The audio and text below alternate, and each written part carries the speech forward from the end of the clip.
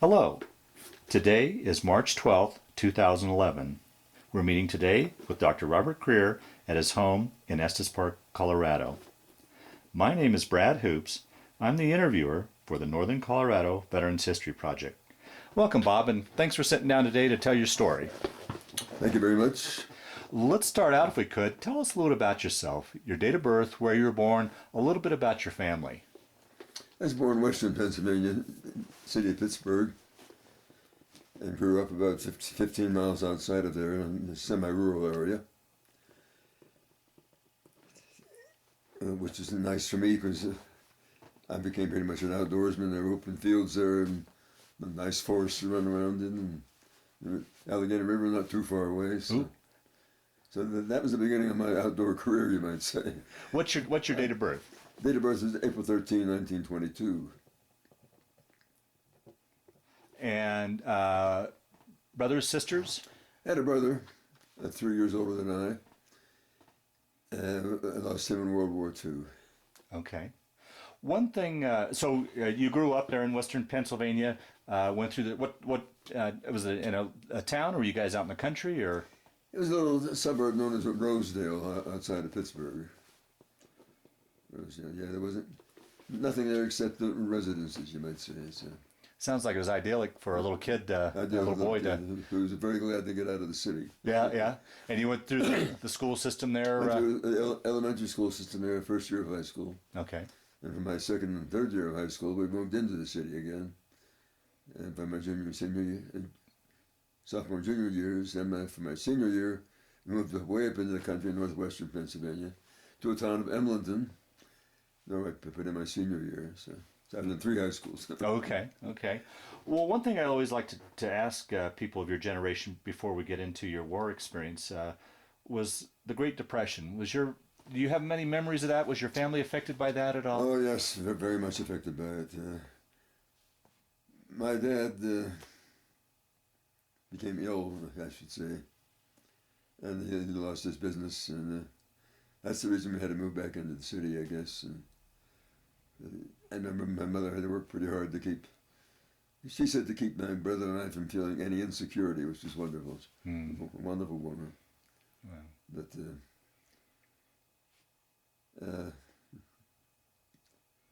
they got us back into the city for a couple of years, and then back up into the country of northwestern Pennsylvania, to where my dad had spent a lot of time in his youth, and he had relatives there, so we moved up there.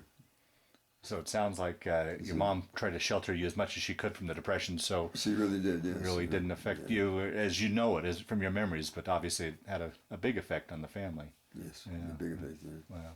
So what year then did you graduate from high school? 1940. 1940? Yeah. And take us from there. What'd you do after graduating? I worked a bit up there in Pennsylvania gas fields, in the woods, cutting timber and that sort of thing. Worked in the Quaker State refinery. This little town of Emlenton was a home refinery for Quaker State, so I worked for them. Then in 1941, 42, I guess it was, I entered Penn State University. I went to the Forest Ranger. So that was the entrance into the 10th Mountain Division, actually. Because Penn State Forestry School was separate from the main campus at Penn State, which is down in the southern Appalachian part of Pennsylvania. And they closed that campus after my first semester because they were losing so many male students on the main campus, they couldn't afford to keep open 2 campuses. So they closed that down, moved us all up to the main campus at Penn State. And I was on the Penn State ski team there. And the Penn State coach told us about the 10th Mountain Division, informed out in Colorado. And as Harold probably told you, we had to send 3 letters of recommendation to get into this infantry division, which was incredible. Right. Very elite program. Very elite program, yeah. Yes. So I was accepted because of my outdoor experience. And I was a very physically fit person, and I was actually 6 inches taller than I am now, if you can believe it. Is that right? I lost 6 inches because of my back problems, yeah. Oh, boy. And I was a very powerful man, too. I was a gymnast. Well, backing up for a moment, do you remember when you first heard about Pearl Harbor and what you were thinking? Yes, I remember being in high school at the time that happened. And we were astounded that the Japanese would presume to to attack our country, of course. So, like high school kids, we thought we might be in the Army sometime, wondered what we wanted to be. At that time, I wanted to be a fighter pilot in the Air Force. I'd never heard of the 10th Mountain Division yet. But because my brother was in the service by then, he was a bombardier navigator and Oh boy. B-24 Liberator. Oh. But when I got to Penn State, then I learned about the 10th Mountain Division. I was a skier and outdoorsman. So how long were you just there at Penn State before you? As a Penn State, the main campus, one semester only. One semester? The spring semester. And then I was inducted in the spring. And then how soon after that did you ship off to Colorado or for training? School was over in May, so I went home for about a couple of weeks, I guess, and induction came right after that. Sent me to Fort Meade, Maryland for my induction. I thought I was going straight to the 10th Mountain Division, but they took one look at my physique and said to make a good military policeman. Oh, geez. So they shipped me up to the military police replacement training center in Fort in Battle Creek, Michigan, I suppose, someplace. And I was there 2 or 3 weeks, I guess, and in judo training one day, I injured my left knee cartilage. And they wouldn't repair it. They said, well, no, we're going to discharge you from the Army and send you home. And your hospital nearest your home will take care of that. So I said to myself, no way, you're going to do that. I had that little card that maybe Harold told you about that. The National Ski Patrol System was recruiting for the U.S. Army for the 10th Mountain Division. And because of my 3 letters of recommendation, they sent me this card that I should submit to the Adjutant General's office upon induction. I would send that into Washington, and I'd be sent immediately to the 10th Mountain Division. For some reason, I decided to stay with the military police for my training. They said, you get much better basic training here than you'll get in the Army. So that appealed to me for some reason. I wasn't thinking very well. But then when this thing happened with my left knee, I didn't want to be kicked out of the Army, so I sent the card in. Within a week, I had my orders, shipping me off to Camp Hale. Well, now, how did that? Let's talk a little bit about your injury. How did that affect you coming to the 10th Mountain? I mean, did you recover from that? Did you get treatment for it? I didn't know if they'd keep me there or not, but I was able to talk to them to send me to the camp hospital. That they operated on it, it got well, and I was great from then on. So wow. It was a good gamble on my part. Wow, yeah. Boy, another testimony to you being physically fit to recover from something like that. Yeah. How was that transition going from civilian life into military life for you? That was kind of exciting.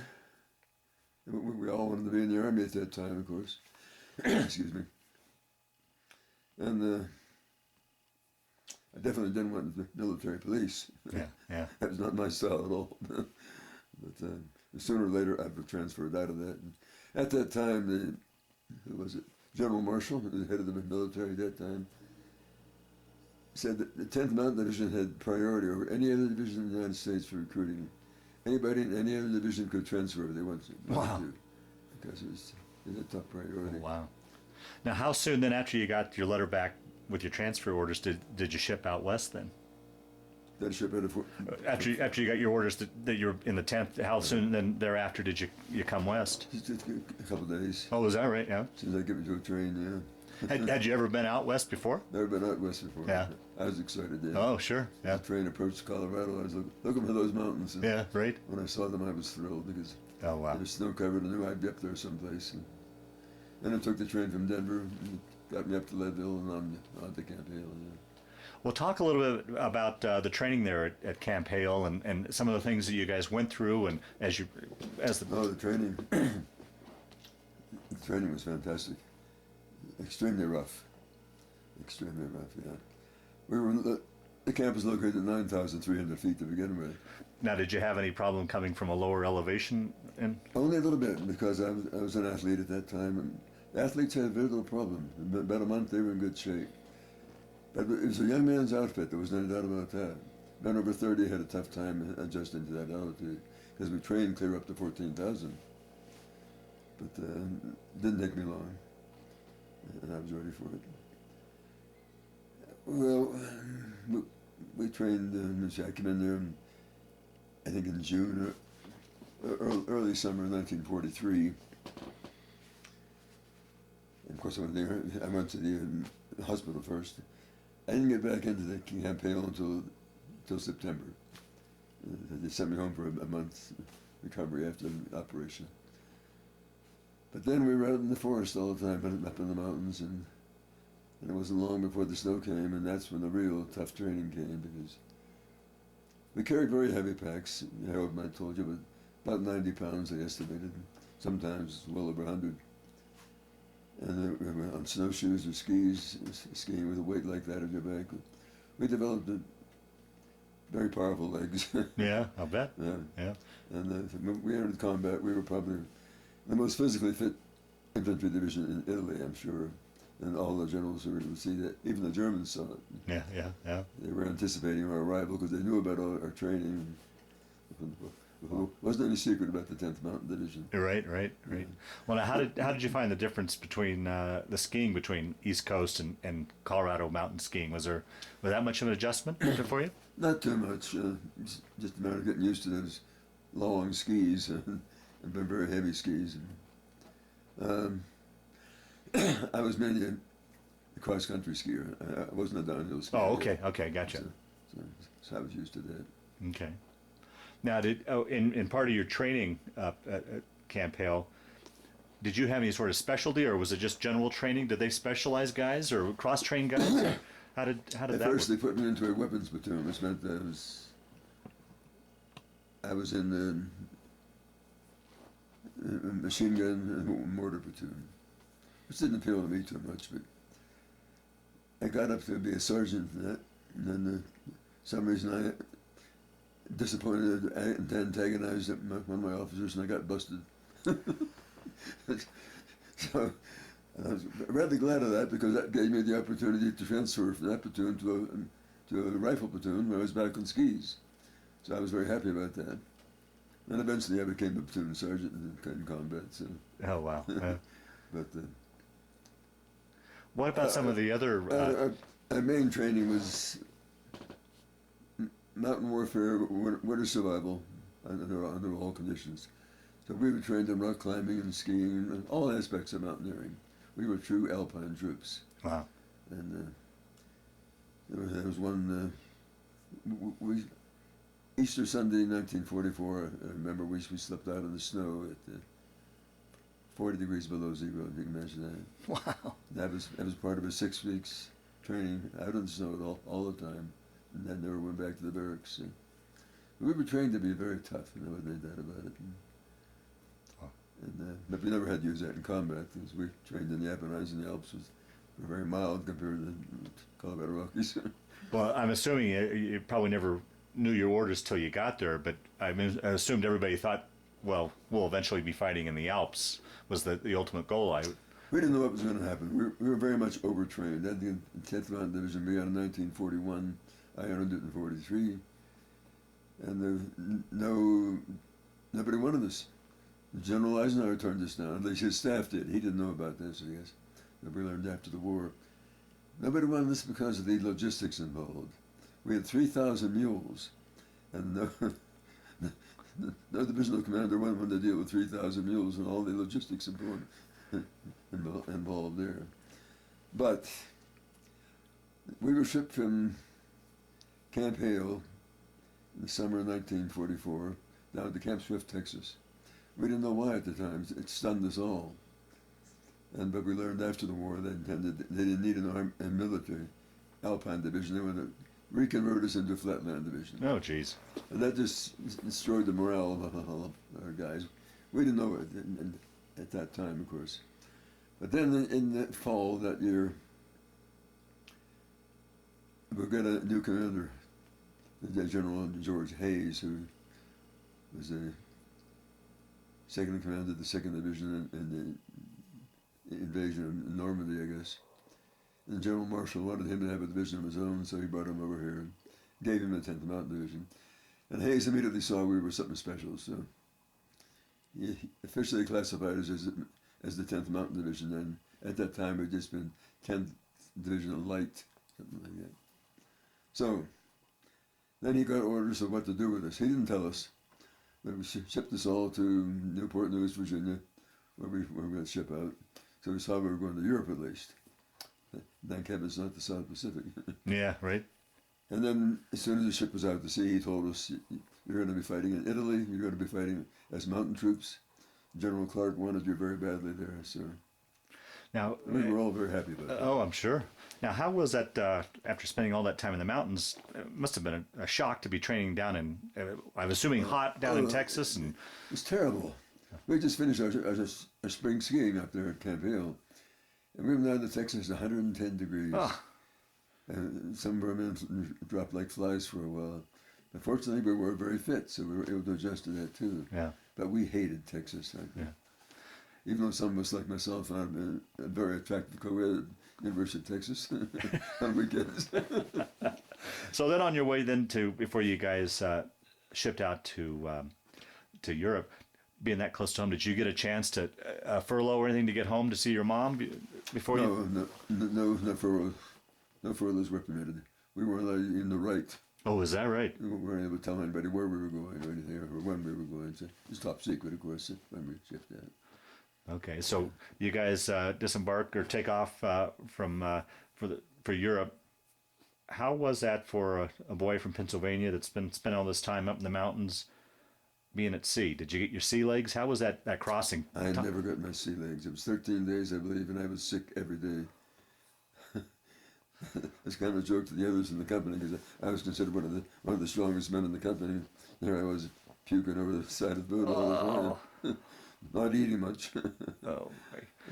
It was a rough voyage across. Yeah. Did you guys go? Were you solo, or were you in a convoy, or we were in a convoy? And we didn't see many of the other ships, but there were quite a few, I guess. At that time, there wasn't much of a submarine problem. Oh, there wasn't. Okay, that was my next question. If you'd been in any worries of a sub attack. Okay, so you learned at sea that you guys were going to Italy, and then where'd you guys land then? We landed at Naples. We were delighted to get in the Mediterranean because it was nice, calm, blue, and nice. And yeah, we landed in Naples, went past Capri, and this was our first shock of the war to see what had happened in Naples during the war, because I think both the Germans and the Americans had bombed Naples, and the harbor was full of sunken ships and so forth. So we maneuvered in among them and docked and Wow. got off, and big crowd of Italians watching us, and I assumed there were also Germans there too. And that was true. They knew exactly when we arrived. So we stayed there for a while, but 2 or 3 days, and then the Germans made a breakthrough farther north against our 92nd Division, which was a all-Negro division. And we know how bad that was, so they cut short our stay in Naples and shipped us north immediately by boat to Leghorn, which is near Pisa. And we got off there, and by that time the Germans hadn't stopped, and so we stopped there around the Leaning Tower of Pisa to do some more training about mines and that sort of thing. And we were there maybe a couple of weeks before they shipped us up into the Apennine Mountains. And Okay. the little town of San Marcello first, and we stayed there a couple of weeks, and then finally we shipped up into the line, just under the Mount Belvedere, which was the big part of our attack. And we got there in January, February, I guess, yeah. It's a lot of patrolling, nothing major going on. Seemed like neither the Germans nor the Americans when they're getting any battles during that part of the winter, so it's kind of an unofficial truce. They would occasionally throw some shells at us, and we would show them back. And it wasn't until we had a couple of patrols. I remember one patrol in snowshoes, and it made an awful lot of noise. That bothered me. We didn't use our skis in combat at all. Oh, is that right? There was only one patrol by some of our experts, and the skis weren't very practical. You can fall down, creep and crawl with snowshoes on your feet. You can't do it with skis on your feet, so snowshoes are more practical. Yeah. How was the winter that winter? Winter was mild compared to what we were used to. Okay. Extremely mild, yeah. And it was beginning to end too, so. But on February 18th, I believe it was, the major attack began. The Germans were expecting it. When we arrived in combat over there, the Germans sent us a lot of propaganda leaflets about it. We weren't going to find it very nice there, not compared to Camp Swift or Camp Hale, but you come to Italy to die. How did that play on your mind? Did that play on your mind at all? I mean, that they knew all that? It amused us. Oh, is that right? But at the same time, they told their own troops, be especially alert, the 10th Mountain Division has arrived, and that is a crack outfit. So they knew what we were. But and there was I mentioned Mount Belvedere. Off the lift of Mount Belvedere, there was a big mountain ridge consisting of 4 mountains called River Ridge.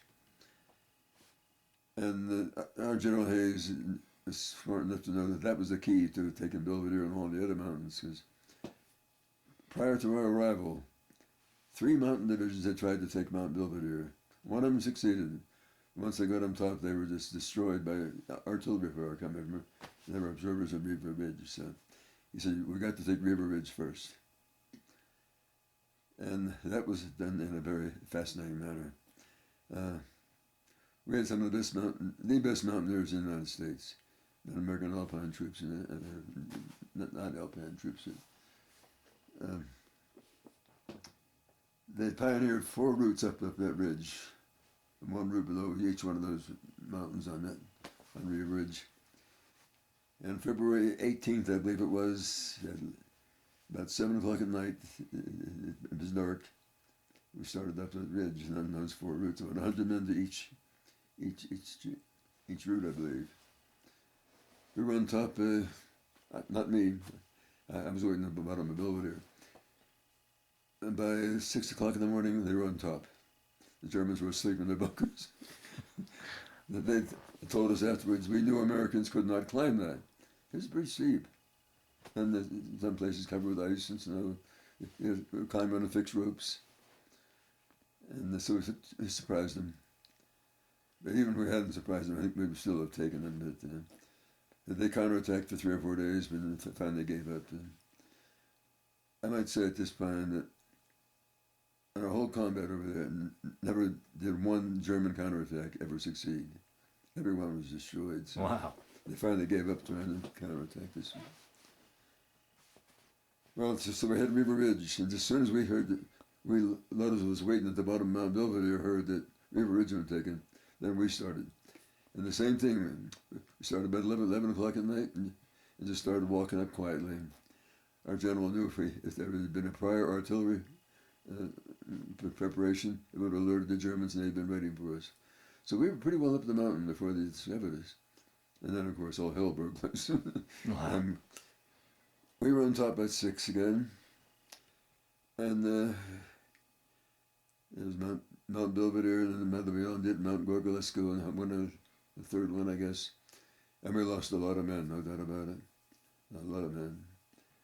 But we took, and that broke through what was the Germans called the Gothic line. It was the last line of defense they had against letting us get into the Po Valley and north into the Alps. And so they were really, really, really shocked. How did your company fare during this battle? And They were part of my division. All of my regiment. yeah, which were you, 85th or 86th? I was in 86th. Yeah. 86th. Okay. And it was the 86th Regiment that attacked River Ridge and took that. Oh, okay. But several units within that, except for my unit. Mine and Harold. Harold and I were in the same platoon. He had Oh, okay. Yeah. Harold Hagen. So, we took Belvedere, Mount Gorgolesco, and one other mountain beyond that.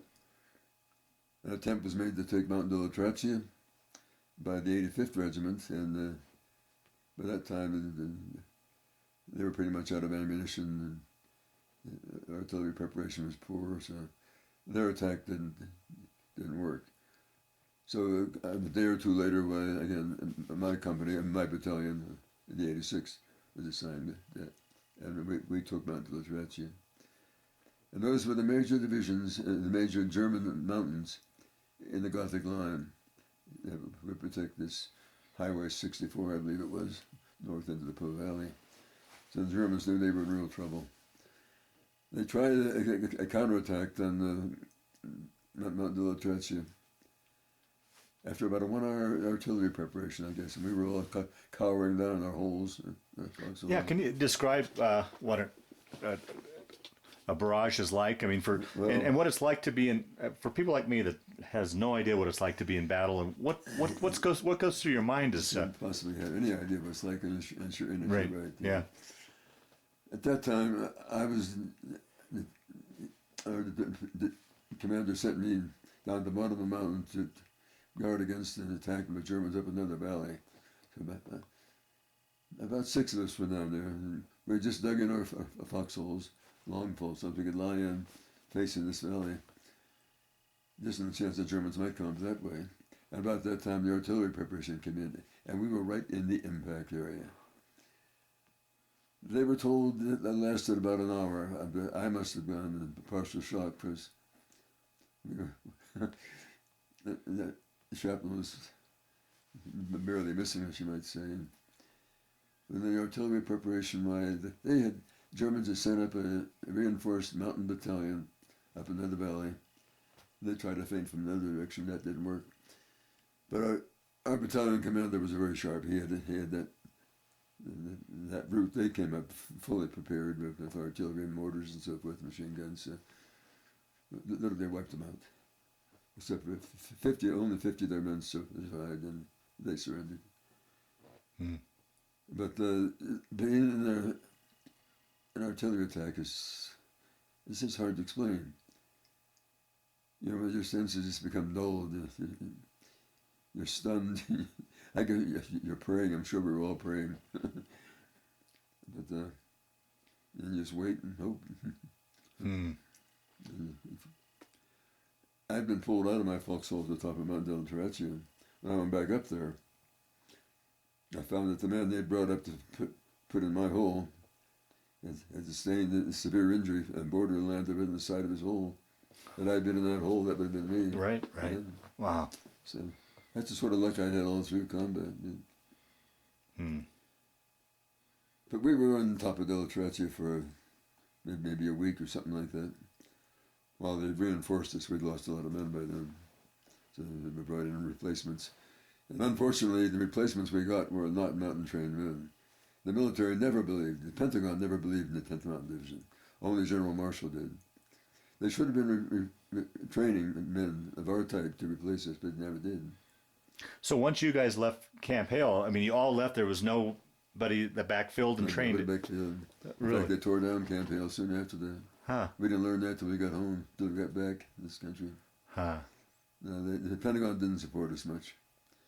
We never forgave him for that.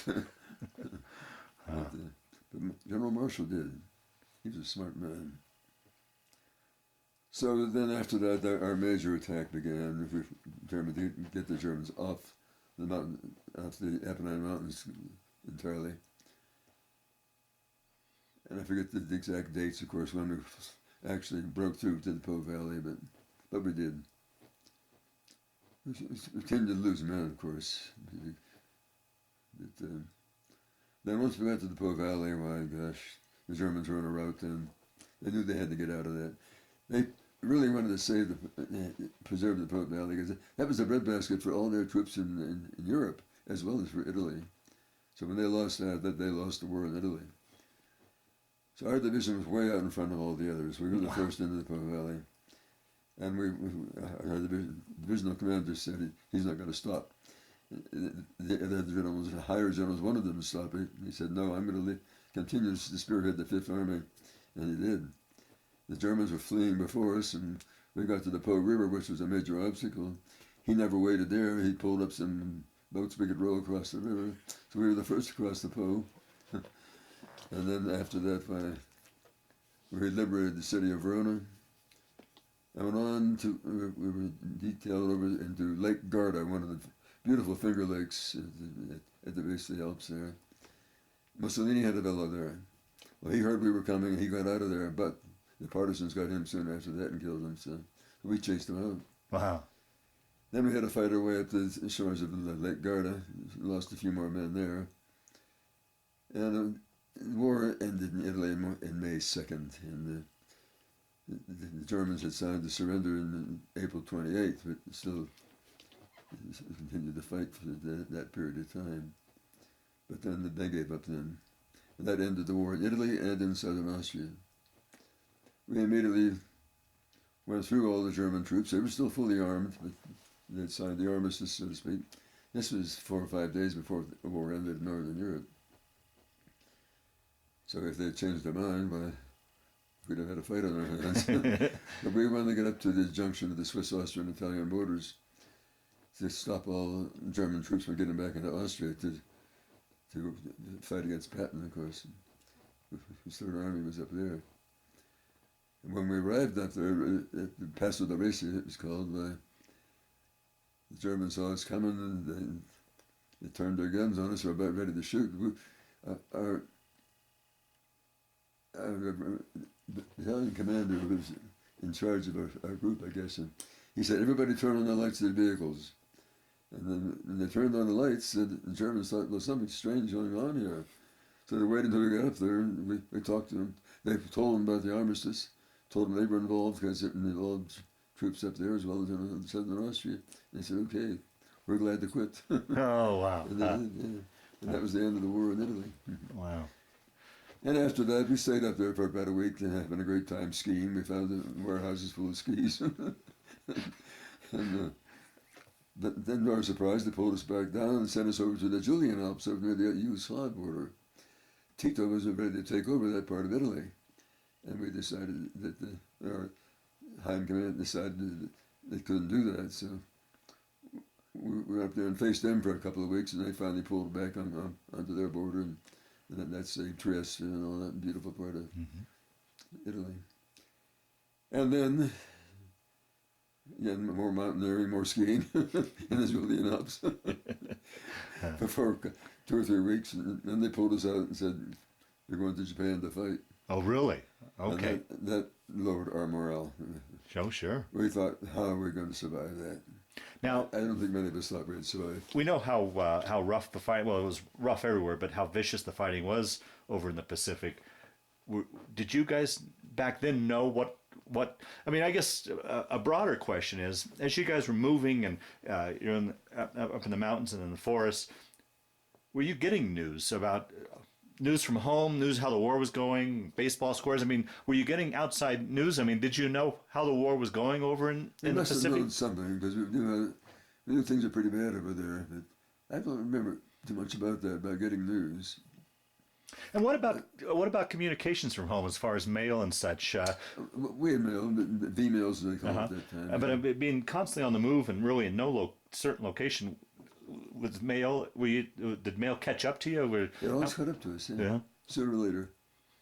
If we were in a static position at any time, we always got mail. Always. Yeah. And how about as far as keeping in touch with your brother? Were you able to talk direct, or was it via your mom sending? I never got in touch with my brother.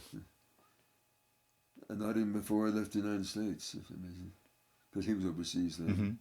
And we were in the field most of the time. Right. Never had a chance to get a letter there. So, but I did learn before we left Italy that he had been killed. Oh, he was killed overseas? Oh, jeez. Yeah, he had been there had been a bombing run over Kiel, Germany.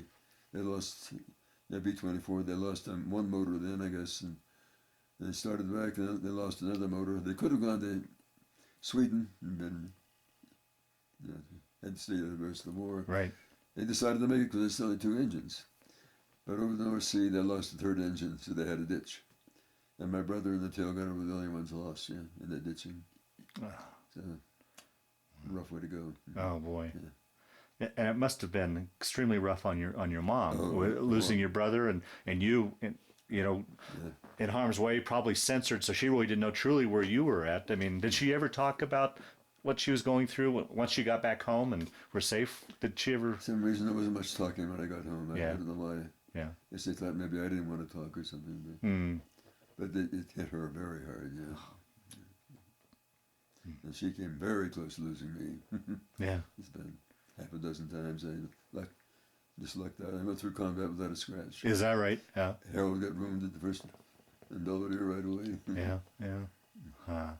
Do you remember then when you guys heard about VE Day, that the war was over? Was there celebration? I mean, God. that They pulled us out of the Julian Alps. And our divisional commander, General Hayes, decided, well, I'm not going to have you send you guys over directly to Japan. I'm going to get you sent back to the United States for more training. So if that saved us from going through the Suez Canal and straight to Japan, we wouldn't have had to fight, of course, when we got there, because the war would have been over. yeah. But on the way back, just before a day or two before entering Newport News again, we got the news of the atomic bomb, and the troop ship exploded with cheers. Oh wow. Because we knew we weren't going to be leaving the United States. Yeah. Did you have any sort of concept what the atomic bomb was and what it was doing? I mean, it just Never heard a thing about it. Yeah. Nobody did. Yeah. Nobody did. yeah. I heard there was such a thing, and it was devastating. So we were home on furlough for about a month, and they reassembled us all out of Fort Carson, Colorado, because of Camp Hale had been torn down, of course. Then almost immediately they started to send men home with 9 points. You know, I had 50 points, about the lowest rank, so I had to wait until December, I guess, to get my discharge. I did. And I was right back into Penn State. This is December of 45? December 45, Okay. yeah, of that discharge. Now I'm back in Penn State this spring semester. Oh, good. Okay. Yeah. And continued on with your Continued on with my education. with in forestry. I finished forestry at Penn State and decided it really wasn't the trees I wanted to grow. I wanted to study the wildlife in the forest, so I switched to zoology and biology at that time. Okay. Took my master's at the University of Wyoming, and doctorate at the University of Colorado. Oh, okay. In biology, yeah. And taught for 19 years, I guess, at the university. University of Colorado? No, I taught in 4 universities, actually. I taught there as a teaching fellow while I was working for my doctorate. But then I went to Mankato State University, State College for my first assignment. I didn't like that, so I quit. I went back to the Park Service where I worked as a seasonal naturalist. And ended up in Steamboat Springs at Colorado Alpine College there for 6 years. And that finally failed financially. Then finally I ended up in Michigan Technological University in Upper Peninsula, Michigan for 10 years. That's where I finished. So what'd you get your PhD in then? The PhD was in animal behavior and ecology. It's studying animals in the wild, so to speak. You know a little animal known as a pike here? That was my doctoral dissertation. Is that right? Yeah. Yeah. And this all centers back to. There he is. This all goes way back to your youth and love for the outdoors. Is how it. Yeah. I've had 4 Arctic and subarctic research expeditions. Yeah, talk a little bit about those. After I finished my master's, I applied for a summer research position on the Pribilof Islands in the Bering Sea, studying fur seal research. So I was there for the entire summer. It was very nice. We were studying out the reproductive cycle of the cow fur seal. I don't know if you want any details on that or not. That was not too important. That was fun. Then the next one, well, before that there was a minor expedition in Labrador ecological studies. I assisted a man from McGill University in Montreal in his doctoral research. That was before the Pribilofs. Anyway, after the Pribilofs, Dr. Olis Murie, who was a very famous naturalist, and his wife wanted me to join their expedition to the Brooks Range of Alaska. And then that was in 1956. And I joined that. We were responsible for creating the Arctic National Wildlife Refuge. Wow. Wow. Yeah. And that was wonderful. Wow. In 57, I went back to the Fish and Wildlife Service and out to the Western Aleutians, to the island of Amchitka, to study sea otters, do some research on them. That was the island where the Atomic Energy Commission exploded a couple of atomic bombs. Oh, really? I didn't know that. Yeah, the Fish and Wildlife Service protested, but they literally told us, shut up, we're going to do this. And they killed a lot of otters, I'll tell you that. Hmm. Anyway, those were my 4 Arctic expeditions. And that was fun. I imagine, obviously you had the knowledge, but your 10th Mountain training probably played in very well. It was a good combination, it sounds like. Absolutely. Yeah. 10th Mountain Division did an awful lot for me.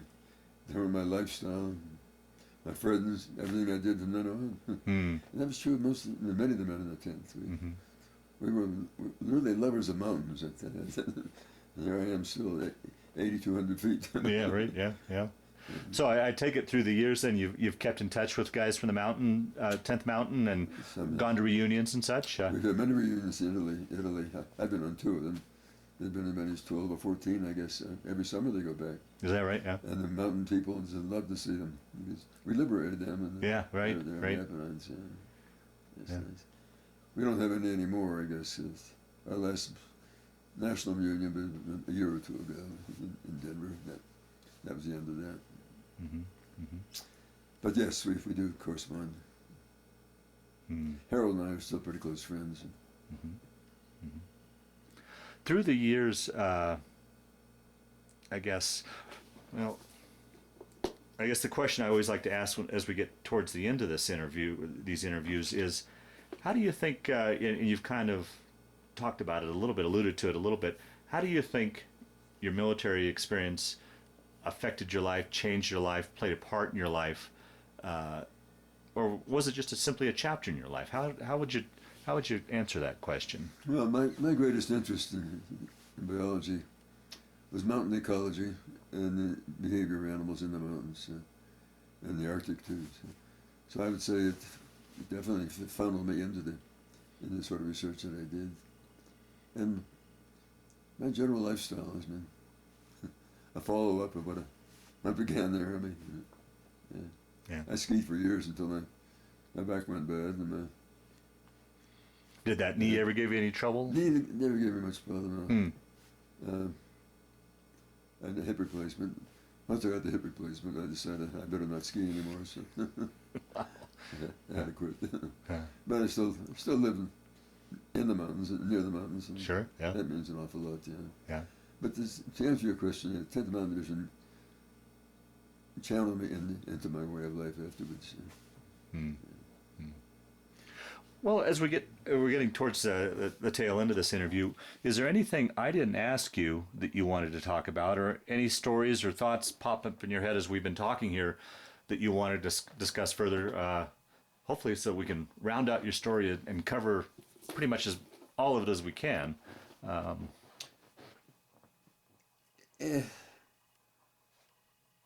Harold Hagen was instrumental in introducing me to Dr. Murie and his wife up in the Jackson Hole, Wyoming. And there again, that meant an awful lot to me from what happened afterwards. Career-wise, yeah. I became practically a member of their family as far as that's concerned. Is that right? Marty Murie referred to me as her 3rd son. So I knew them for pretty well even before the 1956 Brooks Range expedition. And Oldest Murie was responsible for me getting the position on the Pribilof Islands, because he was so well known in Alaska. Also responsible for my assignment to the Sea Otter Project, and of course the Brooks Range expedition in 1956 that led to the Arctic Refuge. So somehow the military ties in. Yeah, right, yeah. Because of the men I met there. Yeah. And I noticed in doing a little research on you that you actually wrote a book about your experience in the 10th. Can you talk a little bit about that? Yeah. It is. It's entitled The Journal of a U.S. Army Mountain Trooper in World War II. Yeah, I didn't decide to write that until long after the war. But What prompted you to write it? no, I started it early, right after the war. And for some reason, I didn't feel like I was too enthused about it yet. Maybe because of memories or something. I'm not quite sure. But then later on, I just sat down and started it. I didn't attempt to write a book, but Yeah. finally I did the whole thing, and friends read it, and they said, "Bob, you ought to have this published." So it was published, self-published. Yeah. And that was the. That was the first one. These are my 4 expeditions in the north. The Four Seasons North. That's in Labrador, the Pribilofs, Brooks Range, and the Sea Otter Project in Amchitka, in the Aleutians. Wow. So the tent led to both of them. Yeah, right. Well, like I said, we'll start to wind down this interview.